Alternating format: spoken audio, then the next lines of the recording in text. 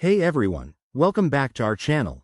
If you're dealing with the Samsung AC E422 error code from 2025, don't panic. We're here to break it down step by step. This error typically pops up on your Samsung air conditioner and signals a potential issue with communication between the indoor and outdoor units, or maybe something with the sensors.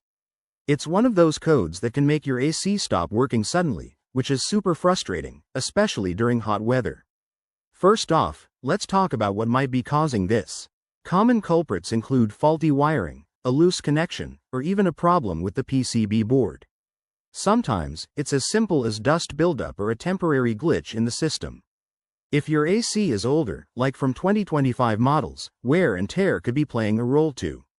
Now, let's get into troubleshooting.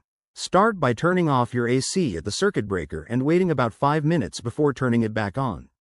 This simple reset can fix minor glitches. Next, check for any visible issues like damaged wires or blocked vents. Make sure everything is clean and secure. If you're comfortable, inspect the remote control and batteries, as they can sometimes trigger false errors. If that doesn't work, you might need to dive deeper. Use the Samsung diagnostic mode if your unit has it. Refer to your user manual for instructions. Remember, if you're not handy with electronics, it's best to call a professional technician to avoid causing more damage. They can use specialized tools to diagnose and fix the root cause. In summary, the E422 error is often resolvable with basic checks, but don't hesitate to seek help if needed.